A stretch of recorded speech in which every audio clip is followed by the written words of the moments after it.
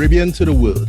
This show is for those of you seeking to grow and scale your business to compete on a global stage. Podcast World, I am your host, Kevin Valley, and this is Caribbean Power Lunch. I'm happy to come and talk about platinum selling, Grammy Award-winning musical legend, recipient of the Jamaican Order of Merit, Mr. Peter Tosh, through the lens of his daughter, who has not only accepted the charge, but who's volunteered to take the responsibility of managing and being responsible for his legacy. Miss Niambe McIntosh. Niambe, how are you doing?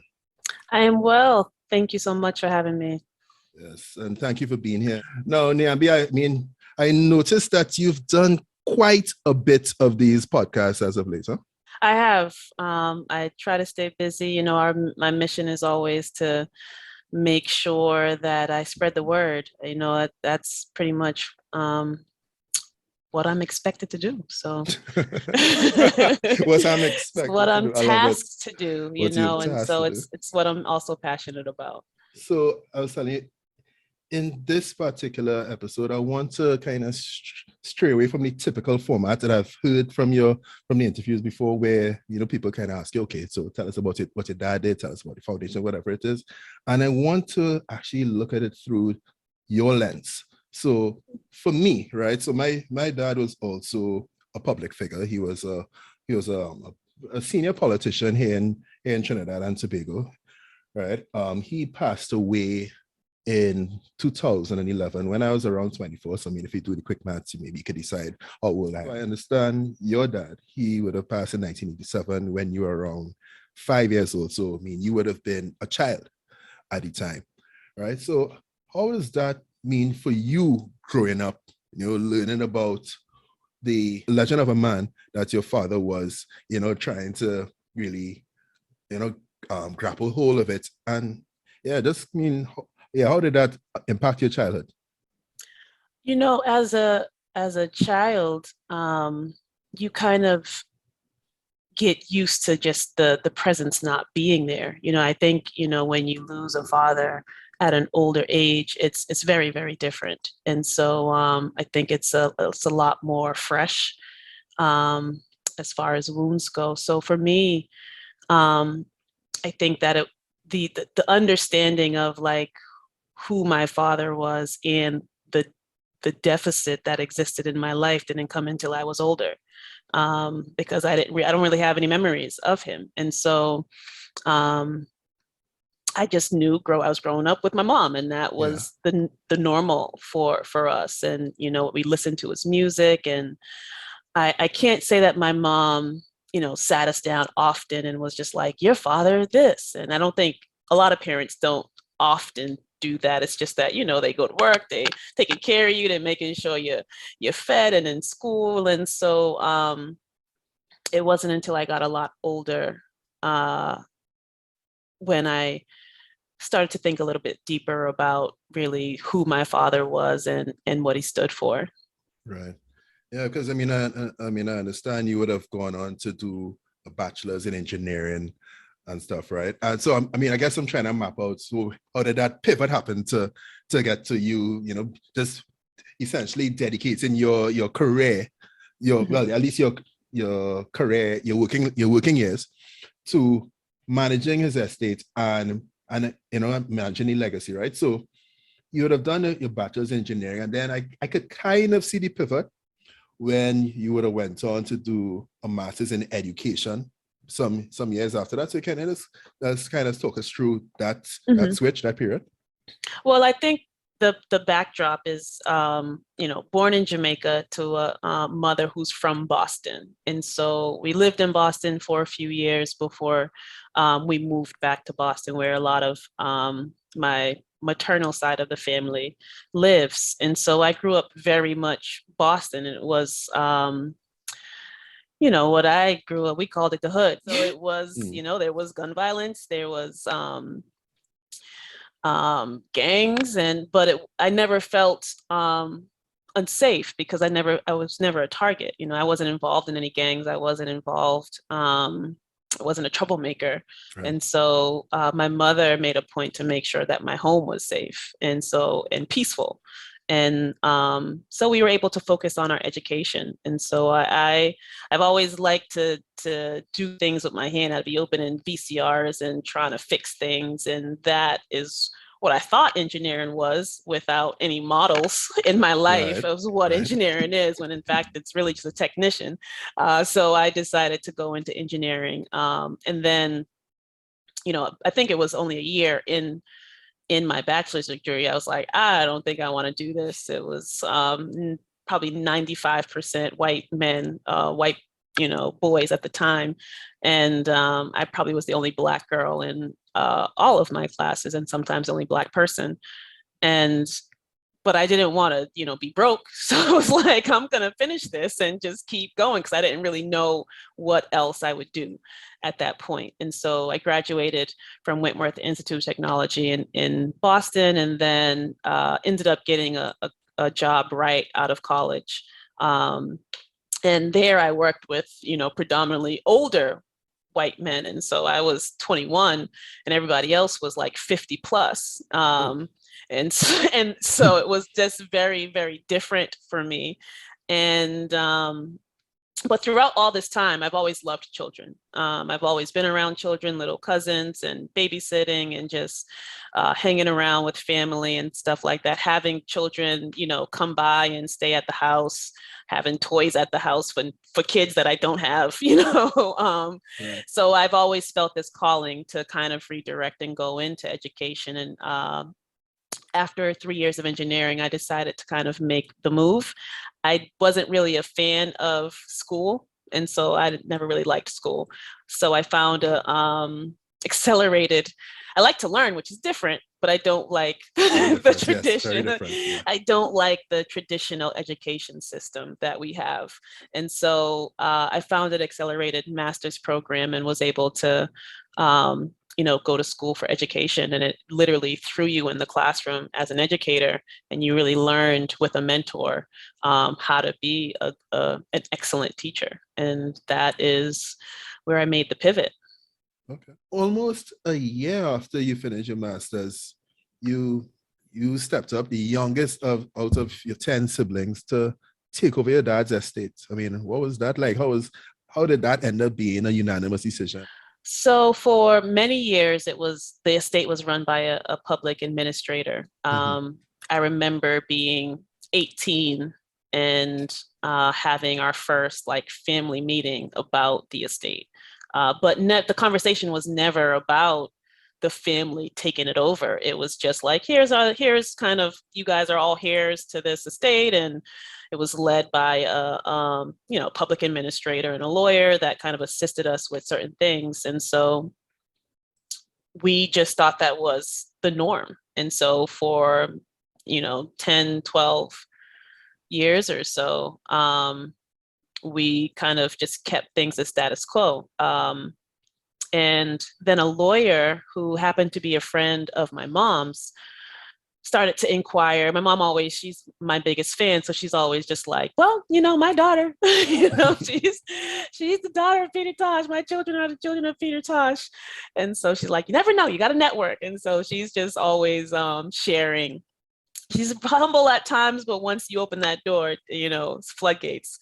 And so she shared with the lawyer. He happened to be a super, super Peter Tosh fan, and just and wanted to kind of know more about just the legacy and how things were set up. And then he kind of questioned, like, why is this estate, so many years after he's deceased, still run by a public administrator? It should be run by the family. And it wasn't until I had that bit of knowledge that I was like, oh, okay, I didn't know that. None of the family really thought of it. It was never ever discussed. We would have meetings from time to time, distributions from time to time, but that was the extent of it. And so once we started to discuss it as a family, I had, two older brothers that are extremely intelligent. And I think that with some intelligence for men comes some stubbornness. Yes. And so I think that for them, it was a lot of back and forth with maybe it should be, you know, one brother over the other, and a lot of debate about that. And you know, at that point, I just said, hey, what about me? You know, I see that there was a need. I had already graduated from, you know, from college, and figured, you know, I know that if I'm going to do this, I know I'm going to do it with integrity. So and I know that my family has always known that about me. And I think it was just, you know, a simple decision, especially having kind of the most education out of the family. Yeah, yeah. And I mean, the thing is, right, also, as like the management of an estate of such an acclaimed artist, I mean, that's big business, right? So I mean, just earlier this year, so I'm also, I mean, career-wise, I'm a business valuator, right? I value companies for who are looking to raise capital or sell their business. I've discovered that Prince's estate was actually valued at 156.4 million US dollars just earlier this year. Oh, Right? wow. Yeah, yeah. So I mean, who knows what's Mhm. what the Peter Tosh estate is worth, right? Managing the business of your father's estate, a very, I mean, a thriving estate. How did you adjust to that, right? You know, so you have your background in engineering, switch it to background as an educator, but now you have to put on your business management hat, you know, at a fairly young age. So how was that going in for you? I mean, I can tell that you're a bold, a fearless person, but how was that adjustment for you?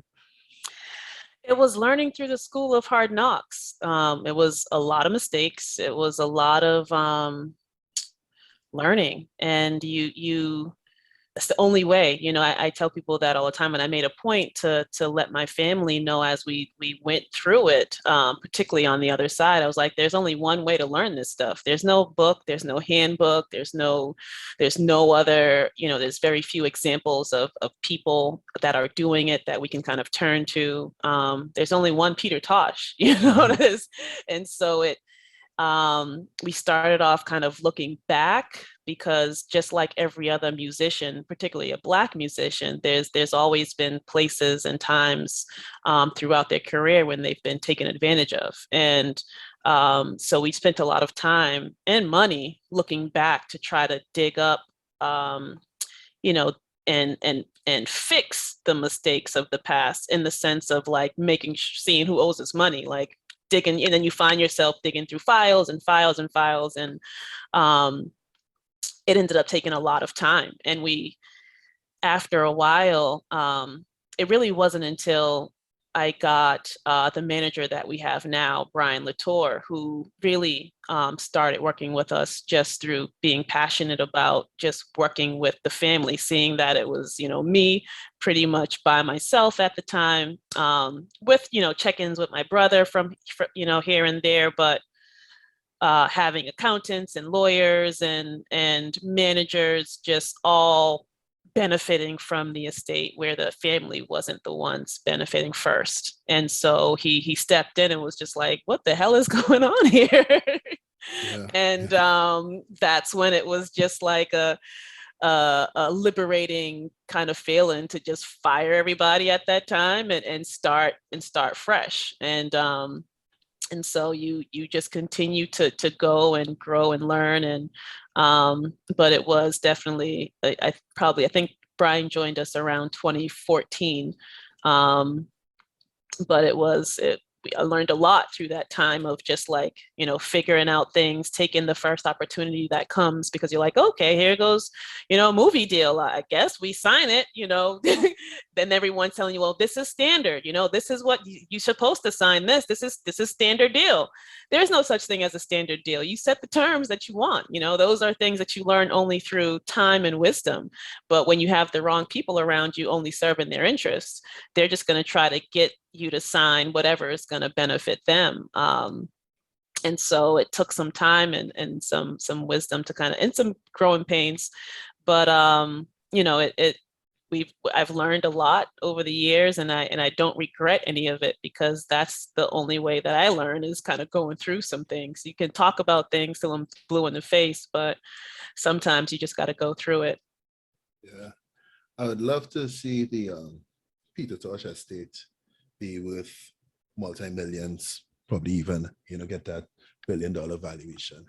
And, again, as a It's value. coming. It's coming. All right. It's coming. I'll tell you as a valuator that there are two main factors that impact valuation, right? That is growth. So growth of whatever cash flows or revenues you're able to achieve, and risk, anything that could cause negative growth or even volatility in your growth, right? Right. And it seems that based on what you just shared, that when you came into the let's say management position, that you had a lot of cleaning up to do, right? So you had to remove a lot of the risk, right? Poor systems, poor people, wrong people, whatnot. And then you hit that inflection point where, okay, fire everybody, start fresh. So what I'd love to harp on a little bit more, just for a little bit, because I think it's also valuable for anybody who's listening who may be taking over their family's estate in the creative space. The creative space is getting bigger in the Caribbean and beyond. Very true.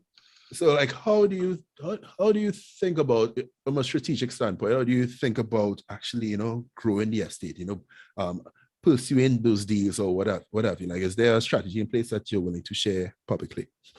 Oh, definitely. I think after going through kind of that first chapter, and all of those people that were there in the beginning, I hired them when I first started. They kind of, with the lawyer that was a fan, we ended up hiring him, and then he was able to, we kind of found different people, management, but then it was a short run, maybe 3-5 years.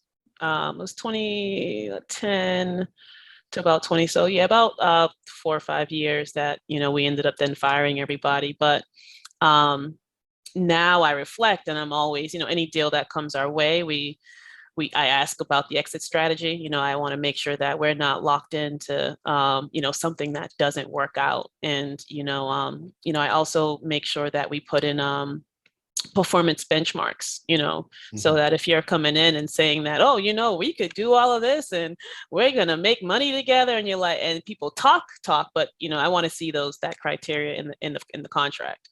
I don't want to see anything that's, all that fluff talk. That's what I learned, that a lot of people, no offense, people in LA, but a lot of people in LA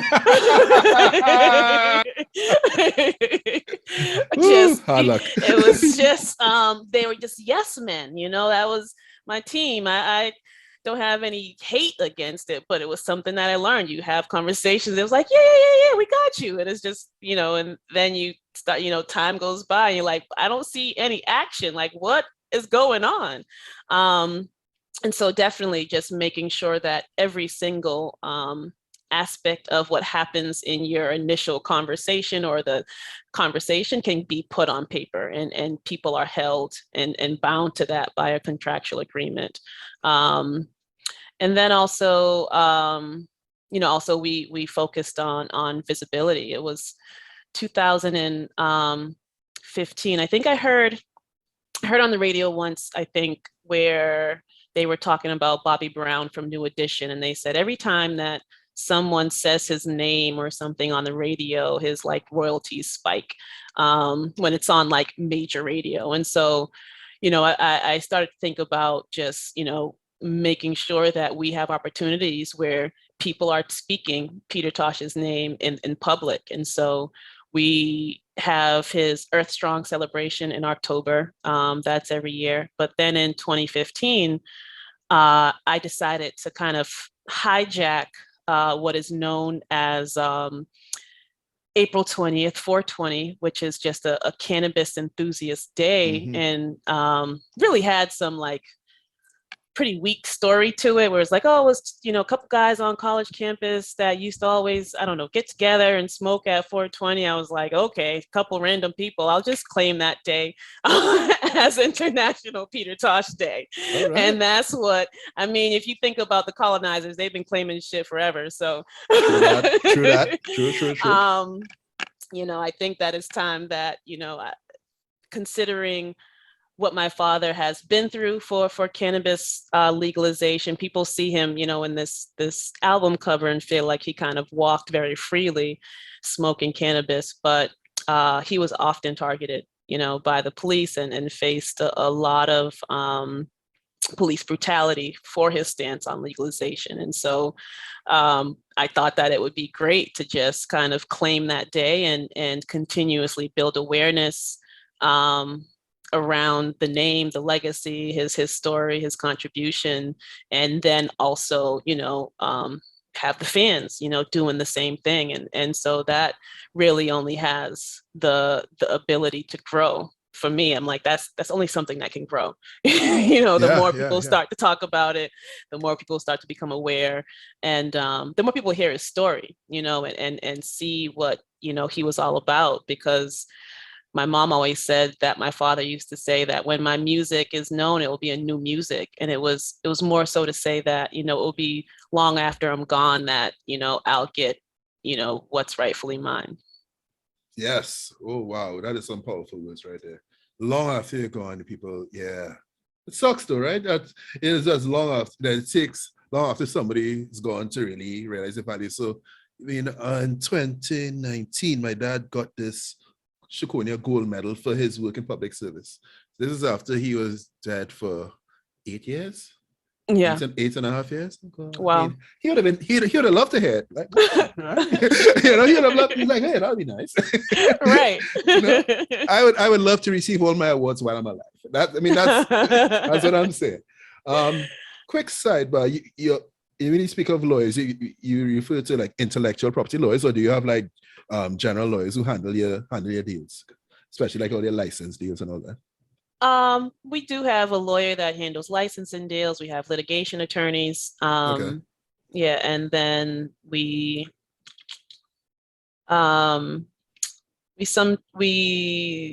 also sometimes have entertainment attorneys. Okay. So that you can look at just the different aspects. An entertainment attorney will kind of know some of the standards, so even though I hate that word, but they can say, hey, well, I represent this client and this client, and these are pretty big names, so and it's been what I've been doing in my other contracts, and I think that's also important, is to build your team strategically. I am not doing this by myself. It took a long time to get the people that we have around us.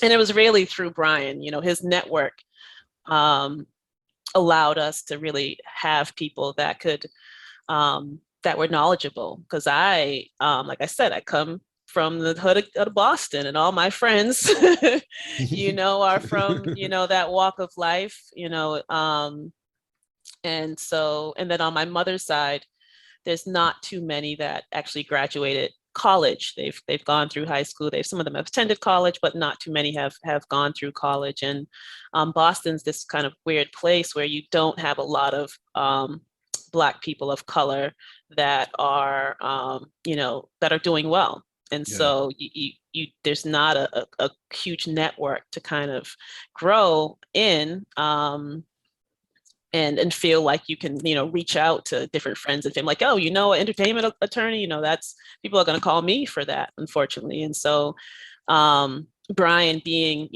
in the industry for over 25 years, represents, working with people like Nas and LL Cool J and tons of others, Def Jam Records. He was able to, say, all right, we're looking for, this person, or, I can get you a web designer. And I remember when I had my old management, I fired my old manager. Then there was an interim manager who was also my accountant.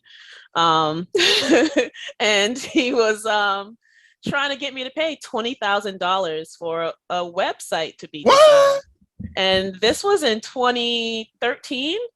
And so I told him, and he was like, I was like, I think this is too expensive. He's like, well, they've represented companies like Ford and, they design for all of these big corporations. He was like, well, I got them to take half of it off. You can pay half now and half later. I was like, I don't want to pay $20,000 now. I don't want to pay $20,000 later.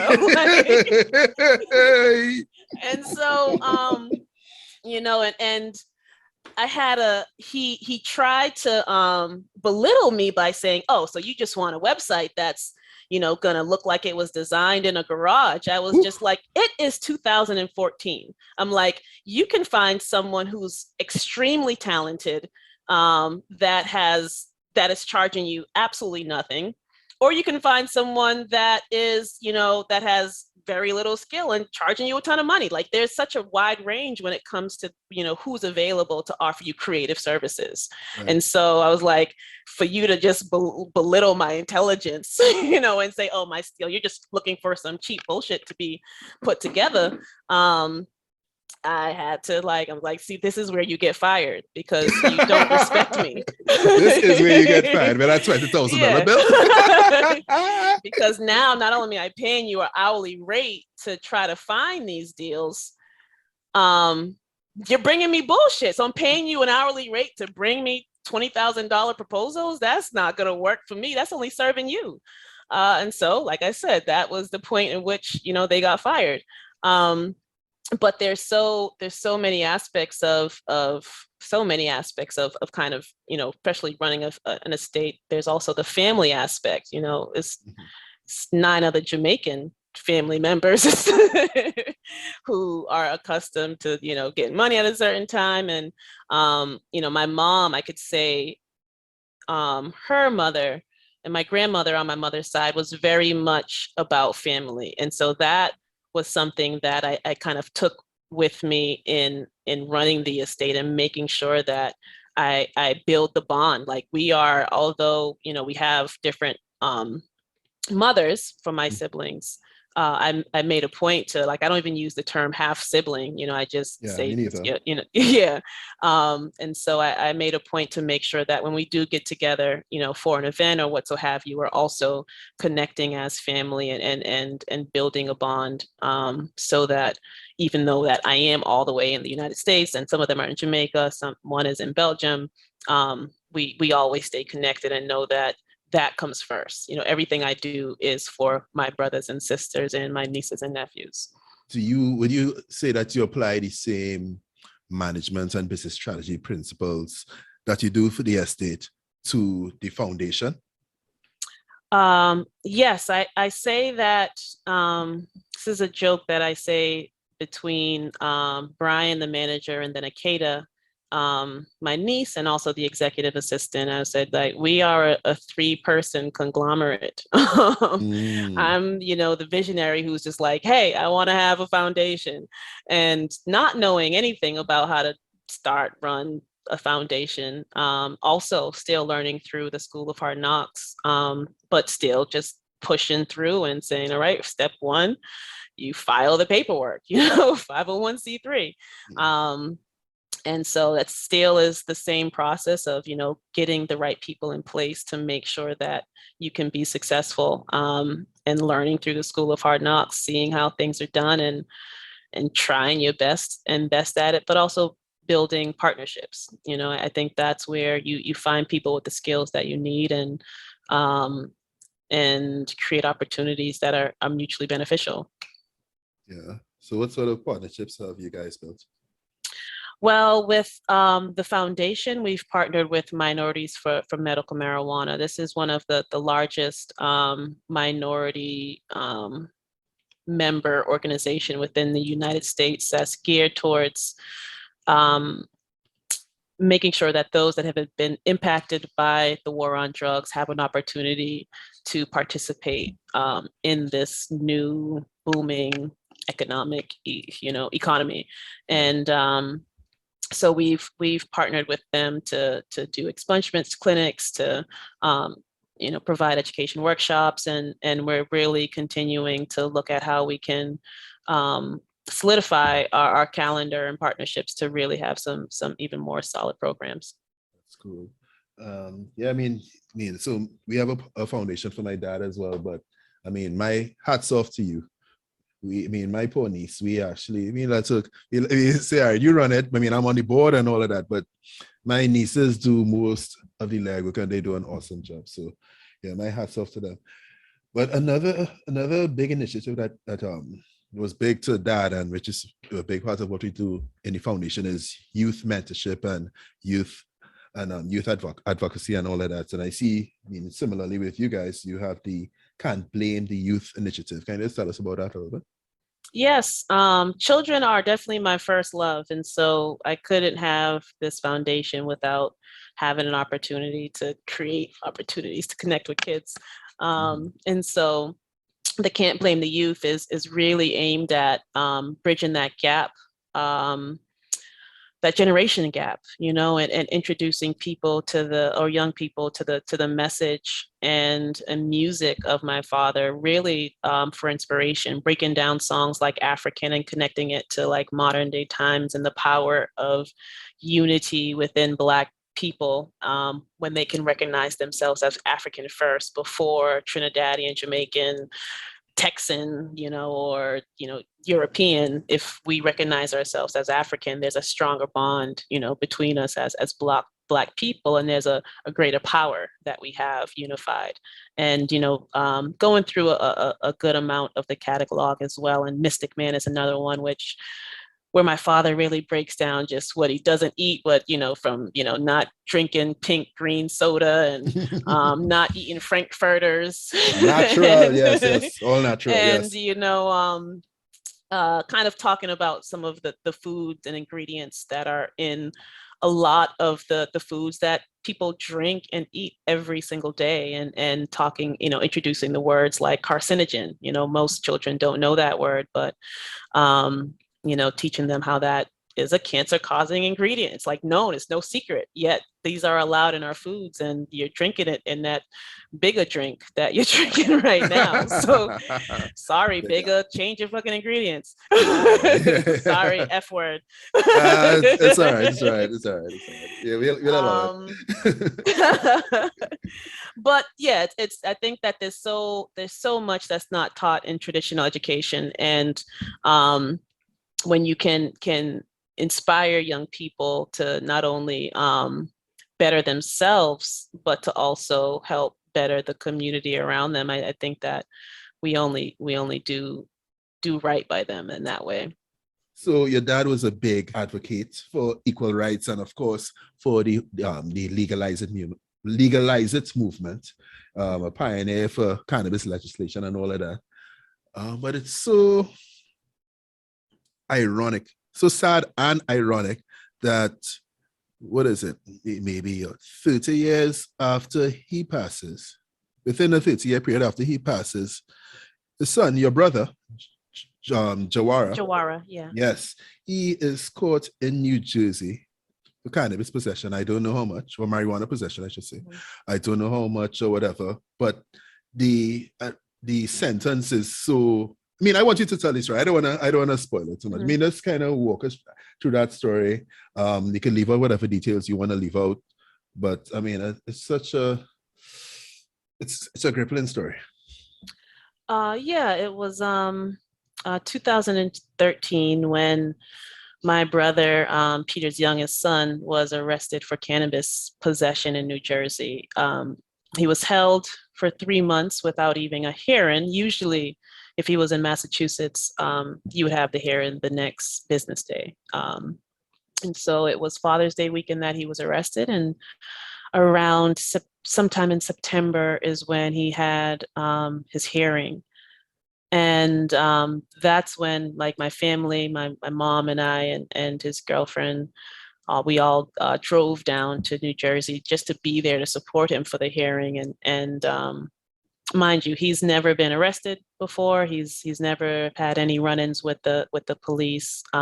He's a follower of Rastafari, a musician that goes by the name of Tosh, and a father of 4 children. And at that hearing is when we realized the depth of what we were dealing with, and heard the prosecution offer a 20-year plea deal to him. And this is a time when you started to see legalization happen in different states. It wasn't legal in New Jersey yet, but there still was this trend. There were people within the country, the same country, making millions of dollars off of the plant. 20 years? That's like 20 years. People kill people and spend less time in jail for that. Anyway, It's sorry, go on. true. And so that, I mean, that highlights the hypocrisy and the kind of um, brokenness of our criminal justice system. You know, when you don't deal with it, you just stay ignorant. You don't deal with it. You have the Right. privilege. We've had the privilege of not really having to deal with it for many, many years. And so he was able to make bail that year in December. But he still was kind of forced to go back and forth to New Jersey for pretrial motions. They would often offer him a lesser amount of years, 15 years, and saying this is the best that we're going to offer you, and then they'll bring it down to 10, and you need to take this deal, or if you go to this goes to trial, you'll definitely get the full 20 years, and they weigh that on you as someone who has never been incarcerated before. And so there was a point in 2016 where it got down to 5 years. And although we were torn, between like just fighting this thing all the way, New Jersey is, still known to have some of the highest mass incarceration rates in the country. And so it felt like it would have probably been a futile, battle to try to fight. And so Jawara ended up taking the plea deal. His lawyers and different people were just saying, oh, you'll probably end up serving a year and you'll just get this behind you. You'll have some time served since you were in jail for about 6 months back in 2013, and you'll put this behind you. And so at the end of 2016, he accepted the plea. In the beginning, in January of 2017, he turned himself into Bergen County Jail, which is the jail that he was in before. And after a month of being incarcerated, I remember getting a call from my mother, actually, who was very kind of frantic on the phone, and she was crying. She just was like, Niambe, there's a doctor on the phone, and he said something about Gamel. I don't know. And she's just crying frantically. And the doctor says to me, hi, I need to perform a life-saving medical procedure on your brother. And he's been attacked, by another inmate. And it was a brain surgery that they were going to do. He suffered a severe traumatic brain injury. And so at that time, we immediately flew to New Jersey from Boston and went to the hospital immediately. And when we got to the hospital, we actually were told that we couldn't even visit him. They said he's a ward of the state, and you have to contact the jail to get visitation. Which is crazy to think that, he's this like fun-loving, peace-loving, larger-than life. If you Google him, Jawara or Tosh one, you'll see videos on YouTube. But he's the type of person that, everyone knew who he was in there because he's a singer. He's a performer, just born that way, center of Yeah. attention type of thing. And so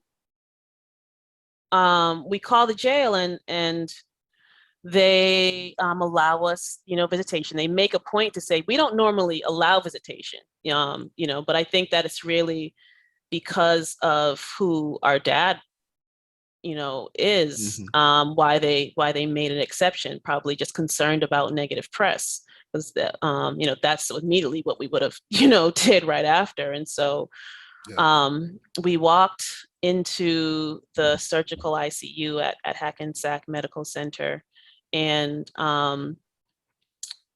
we saw Jawara. He had, half of his locks shaved off. His nose was broken with a bruised up, and his face was swollen. He had tubes down his throat.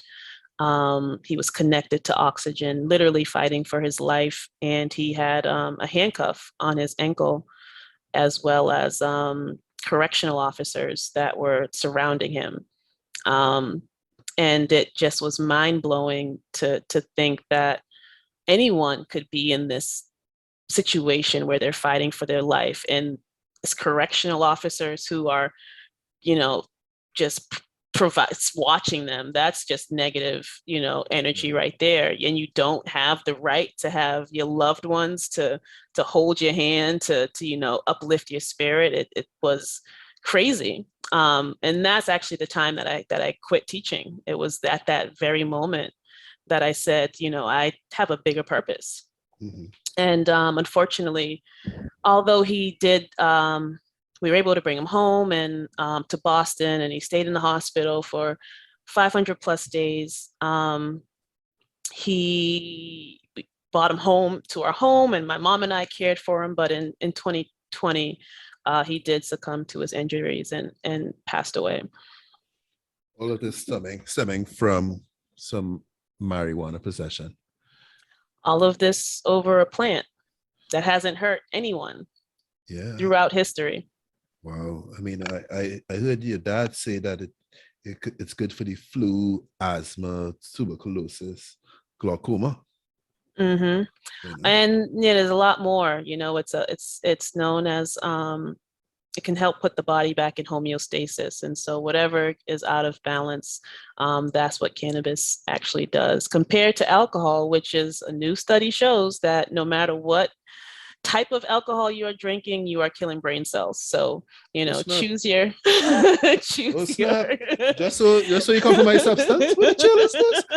I'm just saying we could we might want to choose our vices a little bit, smarter. I mean, I don't mind a drink or two, but I understand. You just think about how we have this, this relationship with alcohol and wine, and then a lot of us just due to misinformation and propaganda, have a completely separate understanding and relationship, and a lot of judgment that we put on, I'll have my glass of wine, and no, I'm not, but, and I hear this from everybody, but they have this, because of just the way we're brought up, there's but I don't smoke, People, I don't do that.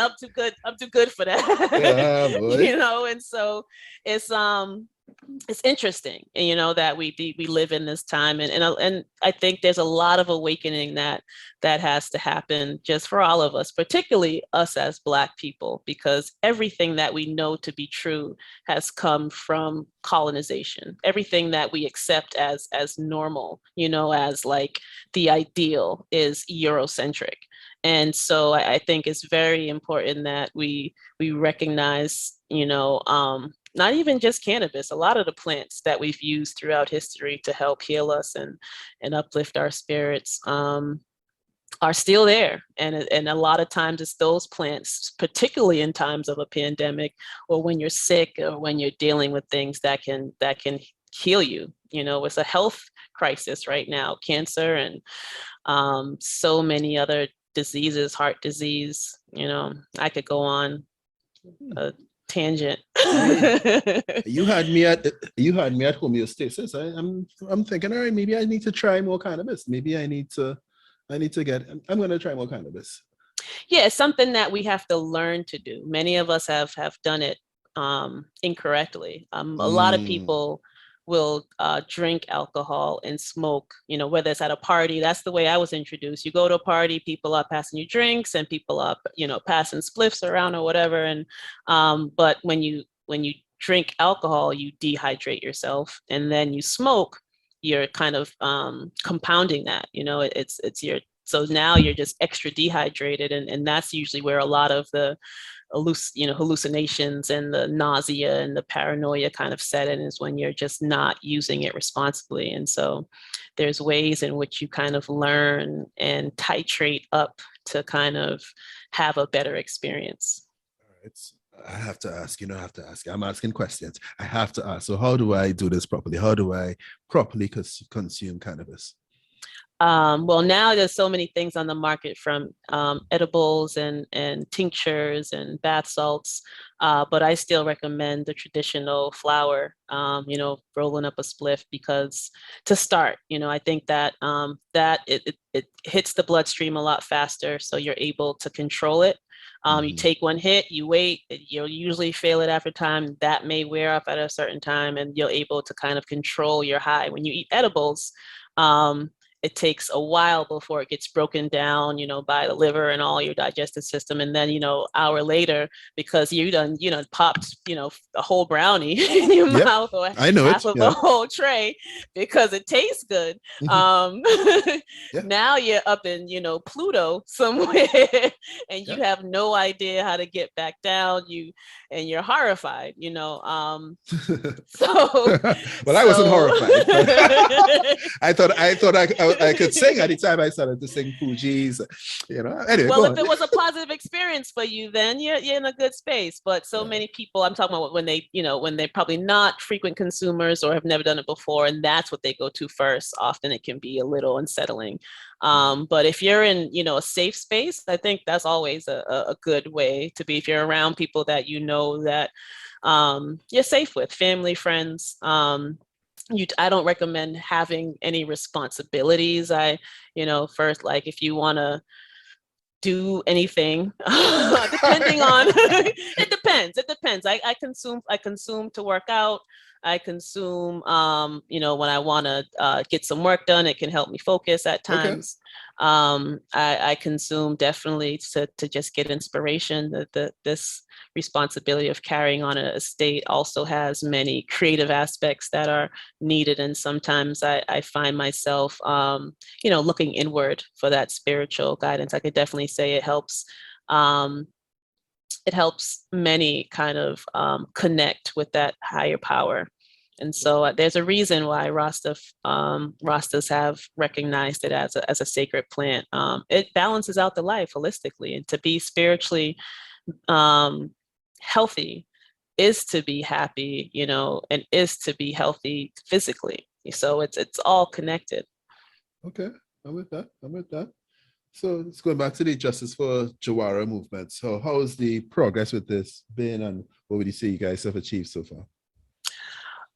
It's been good, I would say. I definitely still want to see legalization happen on a national level. I want to see Mhm. legalization happen in Jamaica. I want to see legalization happen everywhere, because once you have there's so many people that are like, oh, I'm not okay with legalization unless it's for medical. But the reality is, no matter how you consume cannabis, you're still getting the medicinal benefits.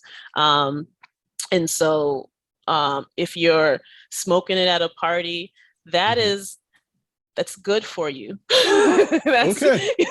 you're Okay. having a good time. Being happy is being healthy. There's you can't separate the two. We have for some reason we want our hospitals and our we want it to be this kind of Eurocentric experience. It's like, oh, it must be like in a clinic and you go see a doctor, and it's but to consume and be in a fun environment where you uplift your spirit, you're not thinking about any problems that you have. That's healing.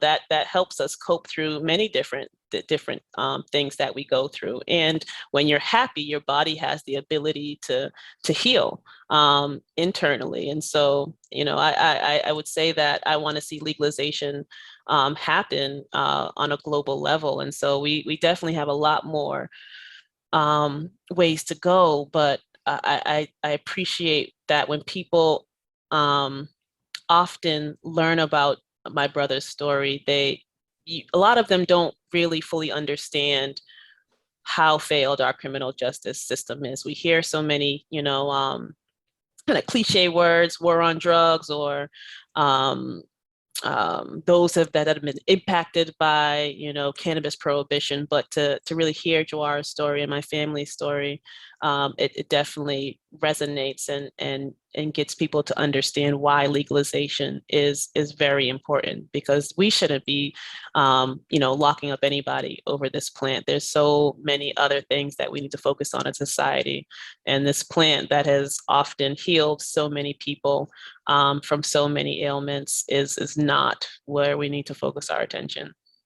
I agree. So, let's talk about some of your upcoming products.